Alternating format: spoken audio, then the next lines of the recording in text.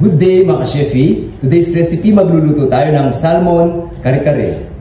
Okay, sa ating pan, ilagay na natin yung ating oil and then yung ating butter. Okay, ngayon ipansir na natin yung ating salmon.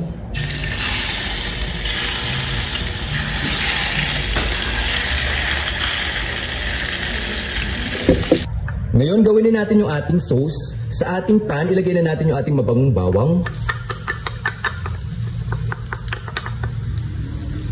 Pag nag-slightly brown na yung ating bawang, sunod na natin ilagay yung ating onion. Sauté lang natin yung ating onion hanggang sa mag-translucent or yung lumabas yung sarili niyang patas. Sunod na natin ilagay yung ating annatto oil or yung ating atsuete oil. Ilagay na natin yung ating peanut butter. Yan. Haluin lang natin mga ka-chefi.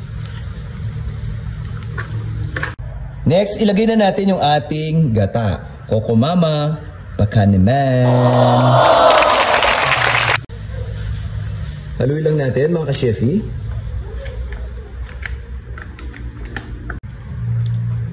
Lagyan natin ng konting water. Kapag medyo malapot yung ating kare-kare sauce, lagyan lang ng konting hot water. Kapag lumabnaw naman, lagyan natin ng konting roasted ground rice. Season natin ng salt, pepper to taste. Haluin lang natin mga ka-chefi. Ilagay na natin yung ating roasted ground peanut. Haluin lang natin mga ka-chefi.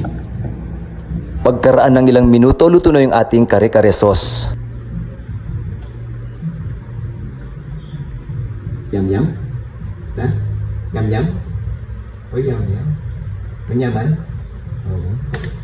Okay, ngayon nag-plate na tayo. Nilagay ko na yung ating curry sauce, yung ating salmon fillet, and then yung ating blue ternate rice. Ngayon ilagay na natin yung ating fried eggplant, yung ating steamed string beans, yung ating sitaw, and then yung ating bok choy.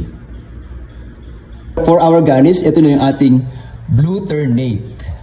Okay, ilagay na natin yung ating bagoong.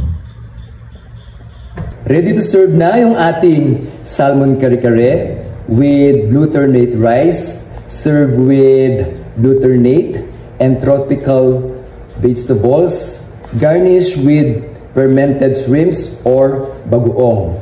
Mekeni, manyaman, manganta na po. Thank you for watching.